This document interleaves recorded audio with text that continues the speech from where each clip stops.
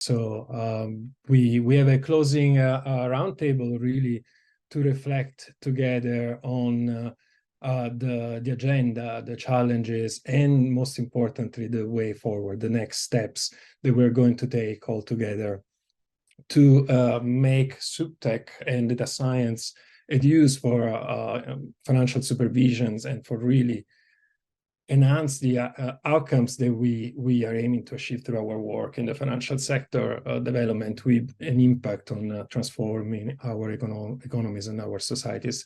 So for this closing roundtable, I have the honor of being joined by Ines Paez, the subdirector of the Superintendencia de Bancos de la República Dominicana, Douglas Arner, the Kerry Holdings professor in law at the University of Hong Kong, Liz Neethling, the head of Credit Risk Division, Prudential Authority within the South African Reserve Bank, Monica Shelton, Director of Regulatory Technology from the United States Consumer Financial Protection Bureau, and my colleague Meg Grasser, who's the CTO of the Center for Alternative Finance and the co-founder or co-head of the Cambridge SupTech Lab. And this final roundtable will be, I will be co-hosting it with Francesca Hopwood-Rode, the head of the BIS Innovation Hub London Center, and Drew Propson, the head of technology innovation in financial services at the World Economic Forum.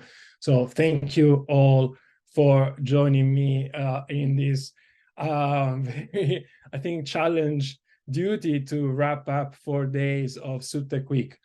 Before we start the conversation, I really want to thank the 900 participants that joined us through the week for all these sessions. We had 86 experts who have been speaking and moderating the session. They joined from across 32 financial authorities from 25 countries, spanning 6 continents, and 30 ecosystem partners, including universities, industry groups, technology providers. We had 29 sessions. This is the 29th, and over 20 hours of live content that will be made available in our website so that we all can go back to all the important conversations that we had throughout the week. Another thing before we kick off the roundtable, something that has clearly come across in the discussions over the past days, that we, in the path forward, we need all the hands on the deck. We need bold ideas, collaborative mindsets, and test out what truly moves the needle and spread lessons learned in the financial sector. And we need leadership. So this is something that the SupTech Lab is aiming to announce through a new initiative, which is called the Innovation Leaders Residency. And after a very competitive application process, we have selected the first cohort of 12 innovation leaders from financial authorities around the world. They will be in 2024, the Cambridge SupTech Lab Innovation Leaders. We will work with them to enhance their skills, their competencies, their leadership, communication, so to really become the agents of change in their financial authorities and all across the world for the next year. And so for the next minute, I would like to share a video to really give credit and compliment these colleagues who have been selected to participate in this initiative.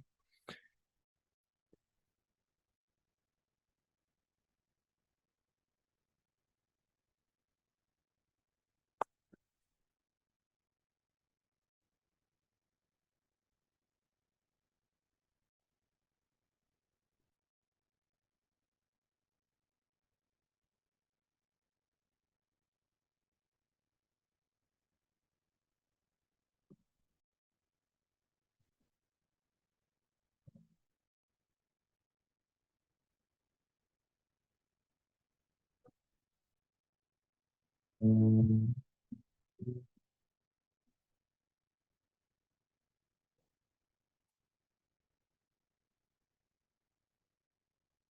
no audio.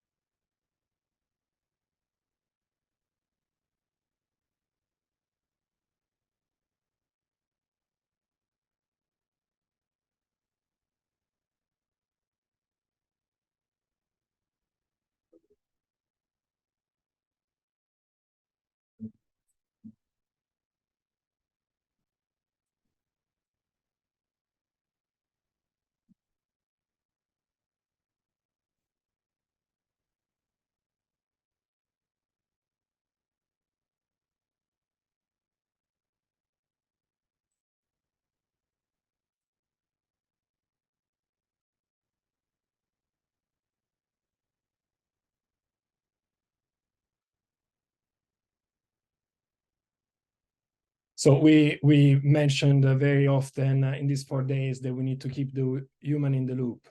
I think the men and women that are working in the financial authorities are not just in the loop, they are in the driving seat of this revolution of the digital transformation of financial supervision that we're all contributing to. So with this, let's kick off this closing roundtable, maybe with an overview of what has happened through the week. We had 4 days of very important conversations, sometimes super technical conversations. So I would like to invite Francesca and then Matt and then Drew to give us a little bit of their takeaways from the first days of SupTech Week. Thank you, Simone.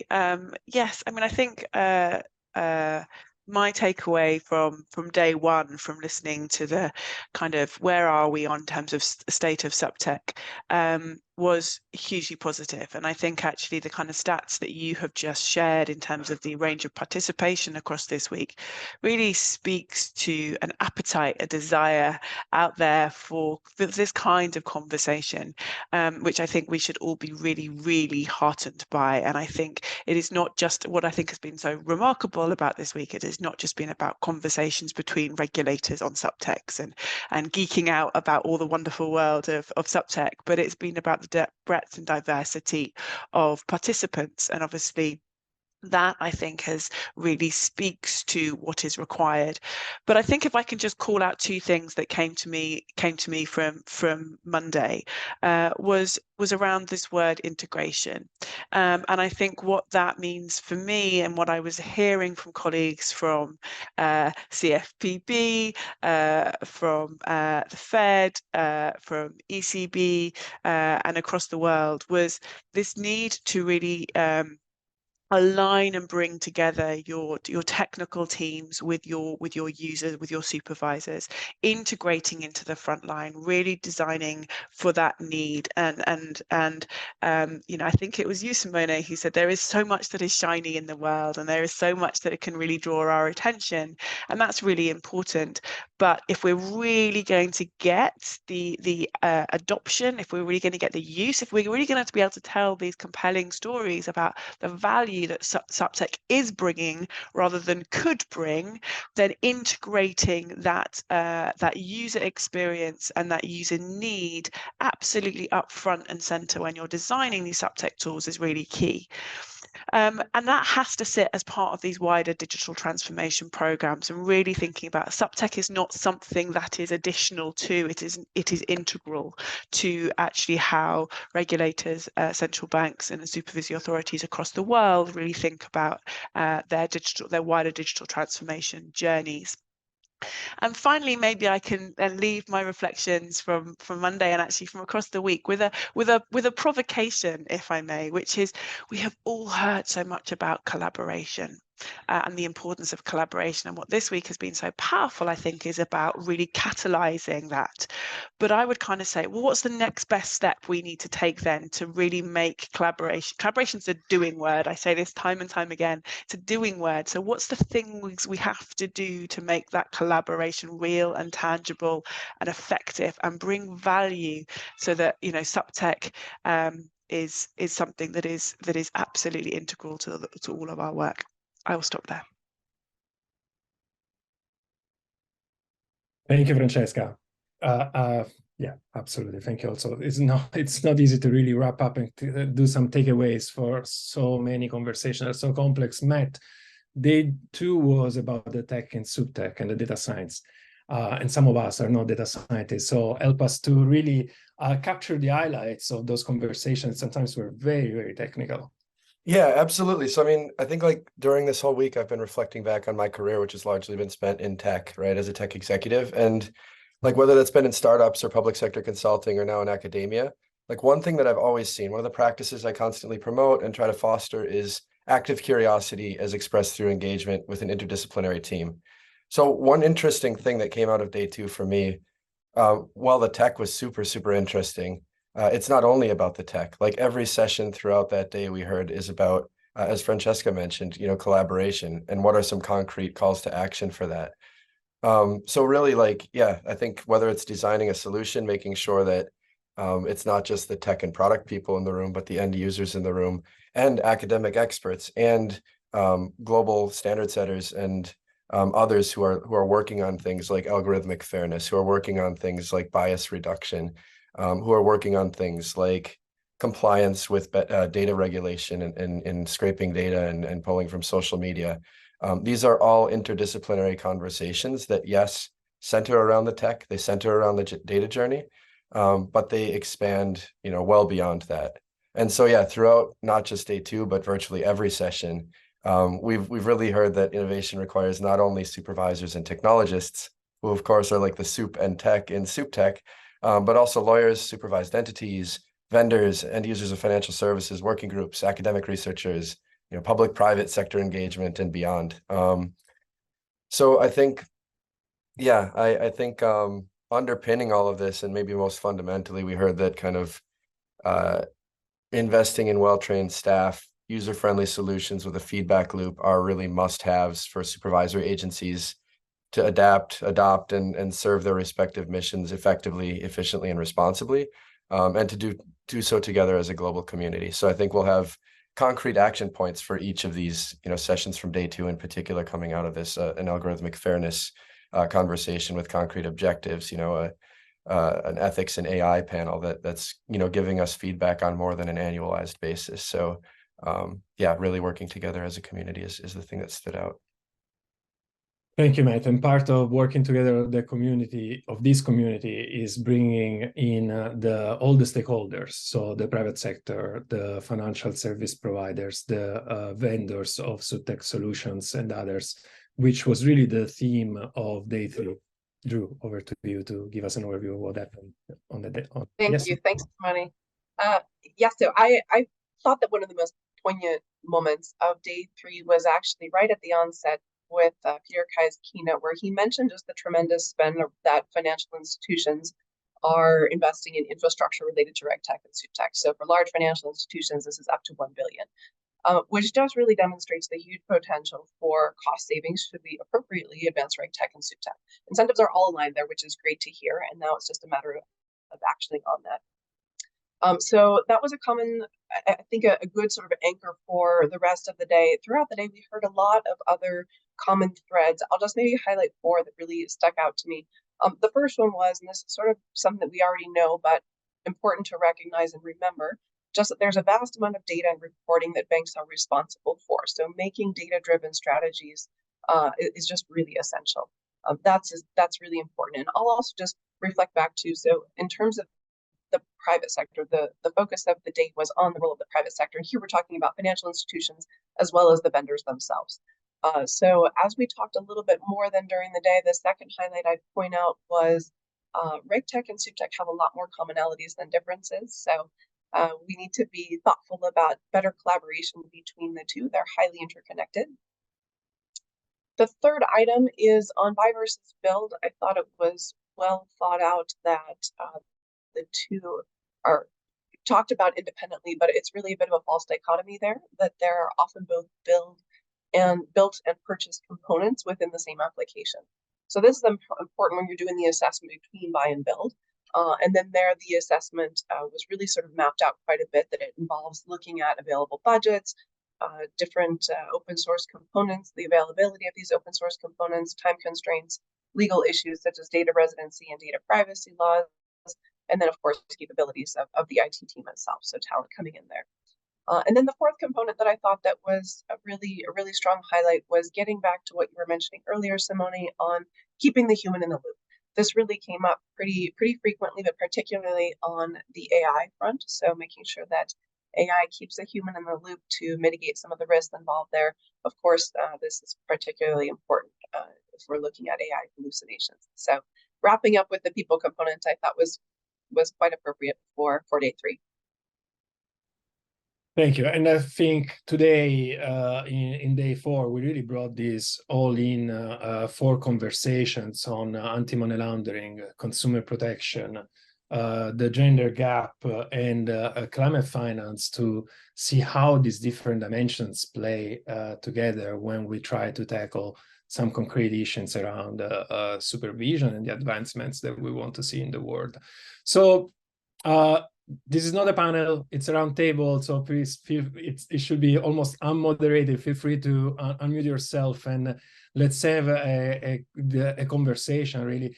But I will kick off with a question. Douglas, probably starting from you. You have done so much research on the financial sector development, on the impacts of the financial sector, the supervisory component, and technology.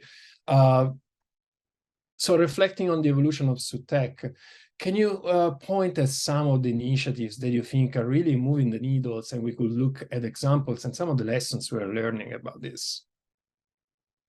Yeah, I think in the past year, we've seen a number of things that are really very significant. I tend to think that the digital regulatory reporting tends to be key, but I think in this area, we saw just a few weeks ago the final approval by the European Parliament of the European Single Access Point. And this is basically a digital reporting data collection infrastructure that over the next several years will integrate not only financial reporting data, but sustainability reporting data, credit registry data, capital data, all in one place in standardized form.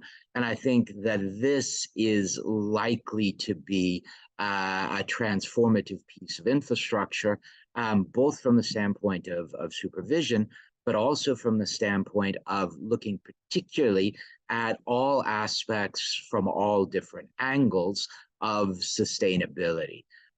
Really, the second is a development that we saw earlier this year, and that was the failure of a series of banks. And that failure of a series of banks, I think, has energized some of the particular SupTech approaches to bank supervision and risk data aggregation towards a much more real-time basis.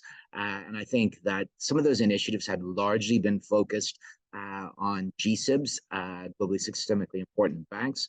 And I think we're beginning to see an expansion, particularly in the context of some of the regionally systemically important financial institutions. And the last one, which I'll probably come back from a later angle, is one where we're really starting to see some movement, which is around entity legal identification. Lots of movements from lots of angles around not only sort of company entity identification, but also from the standpoint of SME entity identification. And I think what we're seeing is that if we can sort this out, this is something that really ties together almost all of our different supervisory objectives. Thank you, Douglas. I love that after 4 days, 21 hours of conversation on SupTech, for example, we had not even touched on the entity identification, which is so critical. So maybe we open the Pandora box really this week, which is what we wanted to create this conversation in the community. Liz, may I move to you, like from the work you do with your financial authority in South Africa?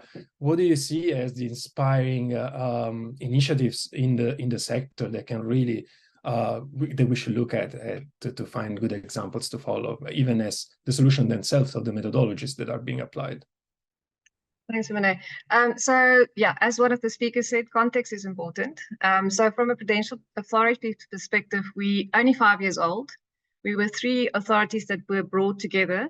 So we do collect a vast amount of data across all the institution types that we do supervise. So we're in the process of modernizing the core data collection platform with the intent to actually bring all these data together from all the different institution types. So in this journey where we're on, so obviously there's a lot of potential. So the potential or possibilities is endless. So I think we have a fertile ground for actually exploring with new SupTech. And this week, as there's been a lot of things that I've seen, so I'm very excited. After 20 years of supervision, yeah, as I say, the possibilities are endless. So thanks. Okay. Does any of you wants to add in terms of like the Northern Stars that we should look at?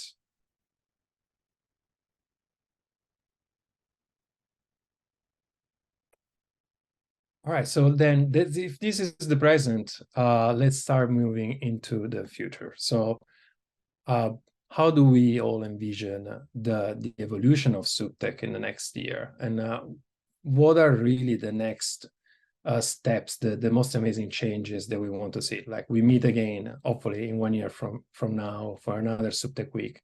And we have achieved, we saw some applications or some inspiring innovation that really like have made a change in the 12 months to come. Francesca, Monica, Matt, Ines, if you want to jump in, please. I will say from my perspective in the United States, I'm with the Consumer Financial Protection Bureau, CFPB. I want to piggyback on what Douglas said about the present. What I'm looking forward to in the future is really investing in our legal entity identifier. That is like a cornerstone of our future approach for how we're getting our data in from folks that have to report the data to us. I see it as a force multiplier because we can communicate across other agencies, regulators, if we're all talking the same language. So right now, everyone has a different like key that they use. If we can agree and standardize on one key, that would be amazing in terms of us being able to talk to one another using APIs or any other kind of advancements in technology. Once we're all kind of talking the same language, I think the world is completely open to what we can do. So thank you for mentioning that, Douglas. My little ears perked up. I'm like, yes, LEI. We've been using it on our HMDA application, Home Mortgage Data Disclosure Act application since we put it up at our agency in 2018. And now we're working on the small business lending application, and we are standardizing on LEI from Glyph. So I'm really excited about that. I mean, one of the things, if I could just kind of build on Monica's point even further, but without the specificity of LEIs, one of the things I would really like to see is a really compelling evidence narrative that says this is the value that a SupTech tool has brought, is bringing at scale across institutions, because I think that would be really catalyzing and powerful for a whole host of different institutions across the world.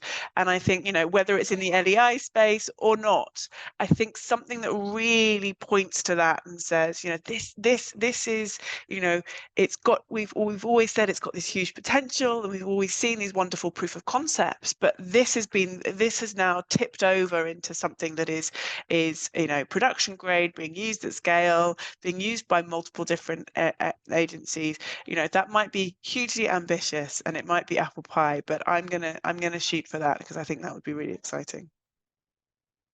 Yeah, that's great, Francesca, and it ties to a thought that I have actually of, you know, we've got certain use cases that have started to achieve that global scale, right? We have like a chatbot and complaints management system that's been operating across many jurisdictions over the last 6-7 years in the consumer protection space.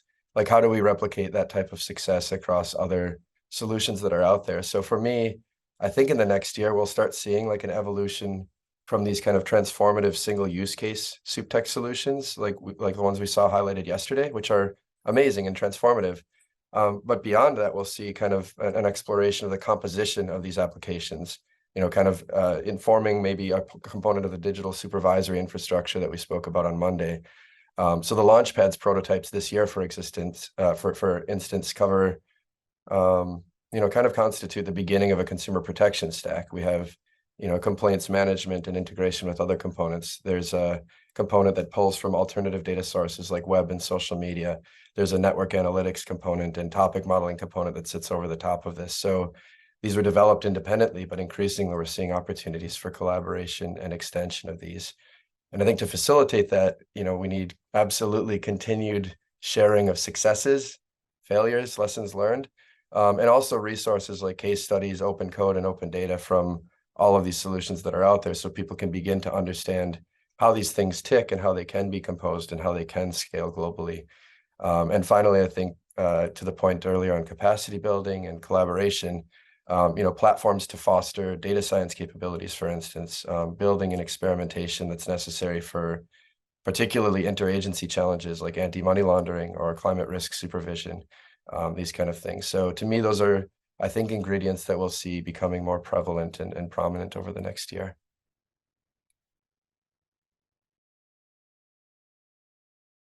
I'm just going to jump in on that one really quick, because I think where we are really seeing this, where the momentum has really rolled, and that's in the securities regulation area. The digitization of basically disclosure of the mandatory reporting requirements, the application of analytics, the use of AI, across different aspects of monitoring and enforcement is something that we've now seen really across all of the major jurisdictions, and now we're seeing really other countries around the world following the same path. And that's why, for me, I think the ESAP, the single access point, is such an interesting initiative, because it shows how you can take some of these existing successful digital regulatory reporting and SupTech infrastructure frameworks and expand it to take in climate and sustainability issues as well, which, as I said, I think is going to be transformative. Thank you all. And I see in the chat, Pertu mentioning, I actually mentioned, Pertu was with us for the risk-based supervision and SupTech panel on Tuesday. And thank you for still being with us on the fourth day. He mentioned the entity identification. Sorry for missing it, but also thank you so much, because I went back to the pages, and pages are not on that session. And Pertu, you mentioned something also, a couple of very important points in that session. First, we don't need everybody to learn Python. It's something that really sticks with me from this week. But also you made a call, which is like, we need killer apps at this point. We are at a tipping point in SupTech where we do need the killer apps. And so based on the State of SupTech report that Julia shared on day one and will be published in 10 days, and based also on all the conversation, I think we have 2 killer apps already that we see, 2 main use cases and 2 killer apps. One is on prudential collection and validation through APIs. This is starting to become a standard somehow. It's something that needs incredible investments, I believe, to really be exported, but I think there is a certain level of portability there, and it's something that we can make a progress in 12 months. And the other killer apps that I believe is becoming a global standard somehow is on consumer protection, on adding one channel, which is the chatbot channel, to democratize financial consumer protection complaints filing, making it also available on all the school mobile phones, like it's happening in the Philippines, in Rwanda, in Ghana. And then about the analysis of complaint mechanisms. So we saw, for example, all the presentation around the web scraping, social media scraping. That's, I think, where we start seeing some convergence on applications that are standing up.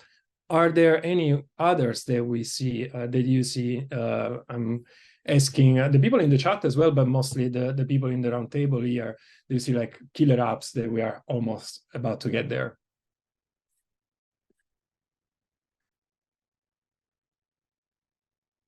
I mean, I can kick off with the boring stuff. I think like, the digital infrastructure stuff, the API solutions are massively important. They're not the sexiest things out there. It's not cool to look at a list of data types and, validation rules and things like this, but those are transformational in terms of saving tons and tons of time. You move from people pulling spreadsheets off of compact discs and putting them together on an old laptop or a desktop computer, to now just having the data available to you on a platform. Somebody commented in the chat here about using generative AI to generate dashboards based on the data and interact with plain language. Hey, I don't want that axis to look like this. I want it to look like that. So those things are highly related, right? Like the boring stuff really powers fundamentally the really exciting and flashy things, like like the generative components. Without quality data underlying this, you have tons of people spending tons of time, typing things in from PDFs or combining things. And that's what's necessary to power these great apps. But there's a huge opportunity and a proven opportunity for automatically cleaning that data and actually saving time on the private sector side as well in terms of compliance, and time on that side of the equation is money. So that's money that can be invested in more inclusive products, better services for end users, more equitable systems. So yeah, to me, APIs is kind of like a bedrock killer app that's often underspoken or understated. Thank you, Matt. And Yeah. I want us to start moving to the next moment of the conversation with you, Ines. Exactly. I wanted to say, like, let's start on the collaboration dimension, but please. No, yeah, it's just to build upon Douglas and Matt comments. And I think I agree totally that artificial intelligence and APIs will be present in many of the cases we will see over next year. And in, let's say, topics as such as disaggregated data by gender, or data, for example, to make the analysis to support the green taxonomy now, and other cases, for example, to help with the credit analysis for financial inclusion, or to automate the complaints and redress mechanism for the financial users. So I think definitely both tools will be killer for this development in the next year. Definitely the artificial intelligence and the APIs. That's for sure. Yeah, so Simone, maybe we can add. So in South Africa, specifically in terms of the modernization of the platform, specifically API is a component of that, just so that institutions can choose which format they want to use in terms of data submission. And then on the AI side, so we are currently training a bot specifically to train new joiners. We have a high staff turnover within our organization. And a lot of new joiners, and with the complexity of supervision, complexity of regulation, it will be very useful that they can just ask questions and get the answers, and not try and find somebody, especially if you're in a virtual world and you don't necessarily know everybody in your organization. It will really help in that regard. Thanks. Thank you so much, which takes me to the next point I wanted to touch in this roundtable. The theme of SupTech Week 2023 is driving collaboration to transform financial supervision. What is the role of collaboration? Like, what really collaboration can do in terms of concrete steps, again, that we can take for enhancing the collaboration within the agencies, between agencies, and across the ecosystem? Maybe Ines, Monica, from your perspective within the financial agencies, I would like to hear. And then Douglas, you have a more global view of this, so I will go in this order. Okay, yeah. I can compare the let's say the cooperation in the SupTech space as a typical regulatory cycle. The typical cycle of regulation is that any phenomenon or any innovation usually occurs first in the advanced markets. So the supervisors of those markets, let's say they master any method or methodology, and then through international cooperation, it is transmitted to the developing markets. And this is how it has been working in all the regulatory cases. And I think the SupTech, it won't be an exception. So advanced economies design, they experiment, they implement, and they master any method or any specific knowledge, and then they transfer this know-how to other developing markets through technical assistance, for example. And sometimes it can take many years or decades in certain cases, taking into account that developing countries, it will depend on how they do the progress, how they define the internal strategies in order to adopt the best practices. In our case, for example, in the Superintendency of Banks in the Dominican Republic, we are now implementing, for example, risk-based supervision and market conduct supervision. And we are in that process working with the Toronto Center through technical assistance. And we are using SupTech to support implementations of those standards precisely, because now we have a data-driven strategy in place in our institution. So for me, the collaboration also provides a different perspective of how to manage the data. For example, we are a member of the Alliance for Financial Inclusion, and now we have more edges to do the data analysis, to include disaggregation of data for gender approach, for example. And we are learning as well that the data can give you more insights about how to manage the access of the credit for, let's say, for companies that are led by women, for example. And these have been, everything have been done through cooperation. So international cooperation, it's fundamental in order to ensure that different jurisdictions can achieve an efficient use of SupTech. And as you have already seen during this week, SupTech is evolving very rapidly, and it's very dynamical. In some regions have achieved already a higher level of maturity in SupTech, and I think that other regions can benefit of this experience and how to unlock the potential of the use of technology in the supervisory practice if other jurisdictions can help them to understand these tools and to better do the supervisory practices in general. So I think that international cooperation, sharing all the experiences in forms like this, is fundamental in order for the global financial ecosystem, and specifically in the supervisory dimension, to raise the bar in this regard. Thank you so much, Ines. And I mean, you raise a very important point about the possible divide between advanced economies and the rest of the world. And also, I am a little bit more optimistic, maybe, because I've seen, for example, the API solution be developed first by the Central Bank of Rwanda and the Central Bank of the Philippines, and then be studied by the Bundesbank, by the Canadian banking regulators and supervisors. And so also the chatbot, not being born native from the Philippines and then being exported in Rwanda, Zambia, Ghana. So I want to hear your perspective also, Leslie, like what is the dynamic that you see in terms of transfer of knowledge across the world? Whether if maybe the fact that there are less legacy systems that need to be changed in some of the south of the world can play as an advantage actually for emerging economies to be able to be more agile in this phase of innovation? I'm not sure, and I think maybe there is no one answer. Yeah, so maybe just to touch on that. So I don't think there's necessarily whether the gap is a problem, so the divide.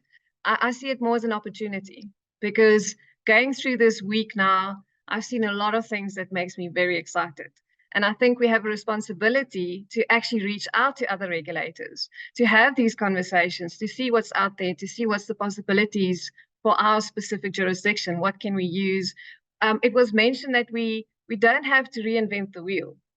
So we can actually collaborate and learn from lessons from other jurisdictions that already went through the pain. We don't have to go through the pain ourselves. And I think we also have a responsibility to realize that as regulators and supervisors, we're a community. So we can actually, and that it could be a network where we can tap in and leverage off one another. So I think that's critical. And yeah, so as I say, there's a lot of exciting things. Some of those things I'm thinking, can we please have that? Because that will help us a lot. So yeah, so having those conversations, and for other advanced economies to also be open to having the conversations with us. So I think it goes both sides. Thanks. Monica, how do you see this theme of collaboration and transfer of knowledge, transfer of tools, transfer of algorithms from the Consumer Financial Protection Bureau? See it as very important to us achieving our goals, because we need to make sure that we're partnering with others and not just being siloed, focused, and benefiting from what others are doing. I think the underlying problems are very similar, and we need to look to see at what we share in common and reuse things, because resources everywhere are scarce. And if we can reuse things that have worked in other areas, even outside of where we are, I think that's a benefit to us. And we can also hopefully propel others to use the technologies and tools that we're using to help solve their problems. So I know this sounds like a cliche, but we can do more together than apart. That's my overall comment. Francesca? I mean, I think it's wonderful that Monica just said that. I mean, I think the CFPB with your open source approach has been renowned for that from day dot, right? I mean, that's built into your DNA. But what it got me thinking, Monica, was about what do we have that enables collaboration right now, and what do we need to get that enables collaboration? And I think, you know, you know, Lisa, you've been talking about this week, and it's almost sounded like it was a bit of a supermarket of, oh yeah, quite like that and that and that and that and that. And that's brilliant, because what this forum has done is it's surfaced all this amazing content from all around the world, where and it gives people an opportunity to have that shop window that kind of either, you know, fosters, you know, a connection to be made or a conversation to be had. And then I think about, well, what else do we need to really, you know, Monica, to your point, to not reinvent the wheel? How do we help people? And maybe this is the role for the Innovation Hub. You'll all turn around and point your fingers towards me, but, you know, and quite rightly so. What's the role for us in terms of, you know, experimenting so that and co-creating? I think so. Moving collaboration to maybe co-creating of solutions.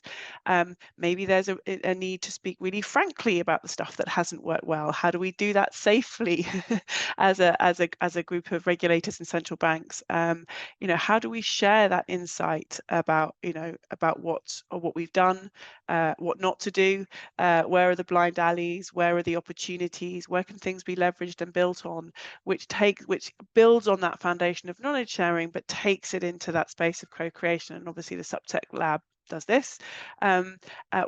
What else can we do to really enable that, you know, precisely to your point as well, Ines? So you get those roads that run up and across and between different jurisdictions, and so that everyone, irrespective of where they are, and the relative, you know, status of their tech stacks and all those kinds of things, can really take advantage of that.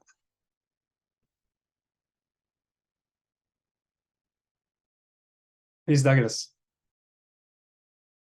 Thanks, Timothy. And I think if we're thinking about this idea of collaboration, there are a number of different ways that we've seen this done over time. In some ways, your ideal idea would be in the context of our different international regulatory and standard setting processes to essentially get an extra step added, which is then thinking about the supervisory technological implementation of whatever that might be. You know, if we think back to, for instance, OTC derivatives data reporting, this is one of those areas where fundamentally it was not done, and not getting the granularity in the context of data collection actually was a fundamental failure in the entire initiative. And so if one wants to think about your ideal solution, it is really across FSB, Basel Committee, IOSCO, IAS, ISSB, all of these different organizations basically getting the technological implementation of the standards as a sort of next level. You have methodologies, you have guidance. There's no reason why you can't move to that next level. Another option would be to think about sort of networks. You need an organization? Probably not. It's probably not necessarily a sort of thing that is suitable to that, but perhaps working groups across some of these different organizations. I mean, I think from my standpoint, one of the most important opportunities here is obviously the open access tools, but even more than that is the financial support for digital transformation processes of central banks and regulators around the world. And I think for this to happen, we need to have a sort of case of why this matters from the standpoint of achieving particularly sustainable development and financial stability, financial inclusion objectives, because after all, these are the things that then tie you to the various forms of development bank or agency or foundation sorts of funding.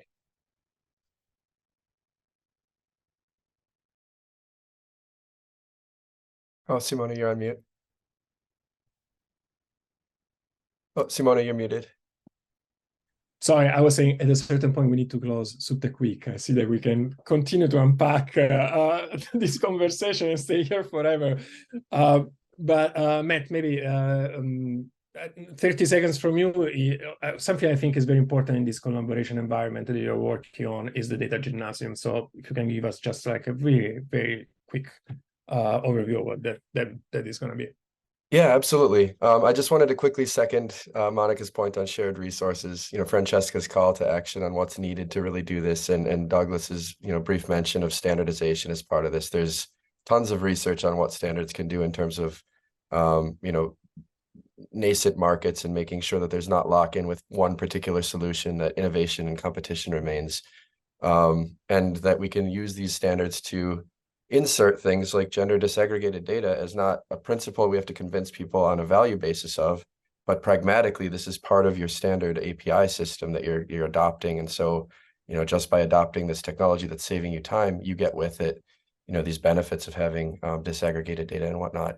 And part of this is the ability to be able to experiment on platforms together. So yeah, to Simone's question, next year, we'll be launching a data gymnasium. We've had an alpha version of it this year, which is a place for financial supervisors to come, not just look at open data and open code, but launch it in a platform where you can click things and play with it, complement it with tutorials and courses, and use this thing to build capacity, to experiment in new ways that you may not have otherwise been able to do on your production environments. This is a safe laboratory environment to do this on, and also to facilitate conversations with solution providers, whether it's in the private sector or the IT department in-house, and look at solutions together, click and play, see what the results are, what the metrics and objectives that you're working after, and really creating this platform for people to collaborate, whether they are on the path of learning, to Pertu's point, whether they're on the path of learning Python or whether they're on the path of learning more about impact. This is a place for interdisciplinary teams to come together and look at the solutions in granular detail and the impact that they can potentially provide. Thank you, Matt. Drew, we touched upon collaboration and we mentioned how important is the role of private sector. So I don't know if you want to expand on that point, and also for you and Francesca to please jump in if there is any other issue that we would like to touch in this roundtable before we wrap up. Yeah, sure. I know we're tight on time here, but I did want to really emphasize the importance of the private sector when it comes to collaboration. I know, Francesca, you mentioned earlier, maybe closed door conversations are ways that we can do a better job of also maybe sharing some of the failures and some of the experimentation. I think having closed door conversations where people feel quite open to speak freely is important. Having the private sector in the room there can be extremely valuable. I think if we're looking at the technical components, we know that in general on the private sector side, there are more resources available. And there's a real willingness, as we saw yesterday, with the incentive mechanism on the financial side of things to be improving and accelerating RegTech and SupTech. So I would say not to shy away from bringing the private sector into the room. The other component I would say is not just is public-private cooperation important, and we've already seen some of this with the experimentation and the testing, so the innovation labs, the sandboxes, etc. But I would also say that private-private collaboration is really important. And we know the cost savings is enormous if we have this collaboration. So one might think that there are competitive dynamics in play here, but we also know that we all need, it's a very interconnected financial system, and we need financial system stability in order to all function well. So I think that those competitive dynamics are a little bit pushed to the side here. and we can have much stronger private-private collaboration, particularly amongst financial institutions. So I'll leave it there. Thank you. Thank you, Francesca. Is there any other question, issue that you would like to raise for the panel to discuss? No, I think, you know, it's we have really kind of got into it with kind of the heart of collaboration, which I think is, you know, there's been you know, really key and a really important way to kind of round out the conversations from the week. And I think I've been scribbling notes furiously of kind of nuggets of wisdom from this group. But I think clearly there's the desire and the appetite and the energy is one to be capitalized on. So as we close, please, Ines. Yeah, well, I just want to recall one of your comment, and it's you have raised an important point, and it's that the knowledge transfer can occur in both directions, from developed markets to developing markets and vice versa. Because sometimes during the times of crisis, the creativity can emerge, and in developing countries, sometimes if they have limited resources, so that makes them to be more creative. So they can develop, as Liels mentioned, sometimes can develop some tools that can be transferred to developed markets. So that's why it's very important to ensure that all jurisdictions, which to some extent have a lot of in commons in terms of regulatory practices, or they can move in the same direction more quickly if they share the experiences.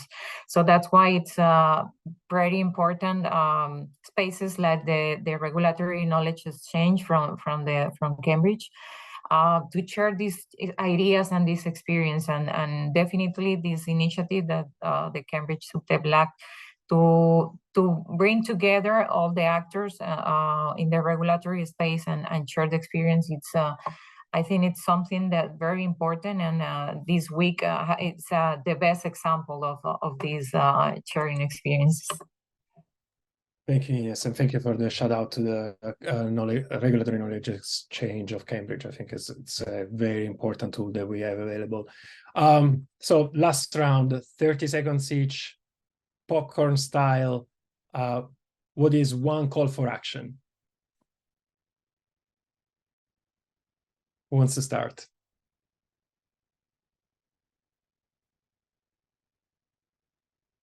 Use the resources that are available to you. Like, reach out to your community, reach out to us, reach out to those of us on this call today. Don't be afraid to share your experiences in a private setting. I think that's where the learning comes from. So it takes a bit of courage to step out of an environment where you're typically feeling under the gun to do everything pretty perfectly.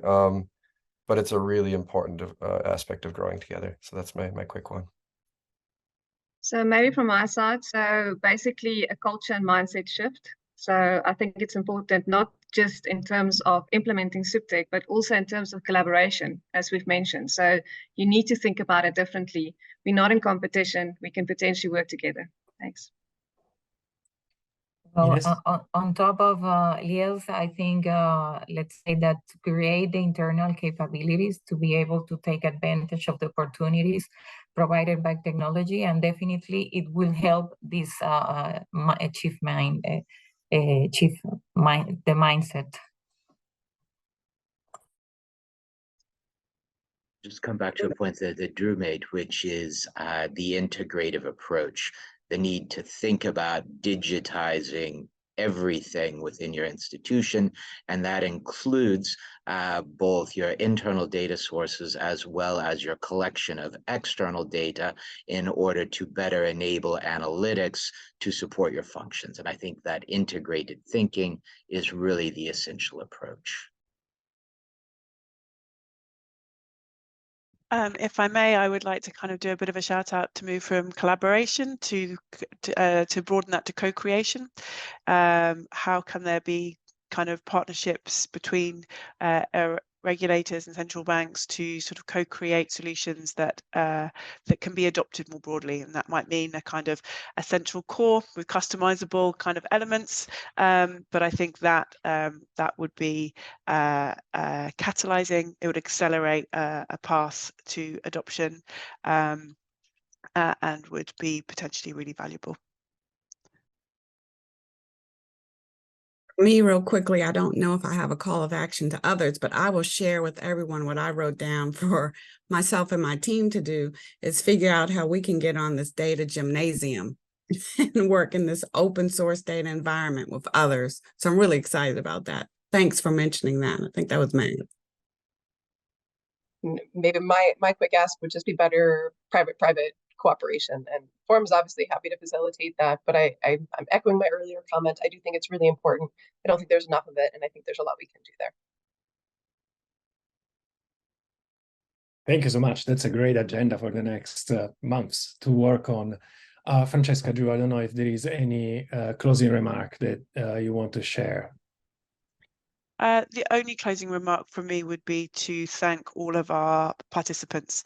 You know, Simone, you talked about the numbers who've been involved, and what I have so admired and enjoyed is the dynamic, even in this last session where we're holding people in time zones. Doug, I don't know how you're still awake. But everybody's comments and questions and chat and conversation, and I think for a virtual event that is really, really impressive. So I tip my hat to our audience, who have been such a dynamic and engaged audience across the week.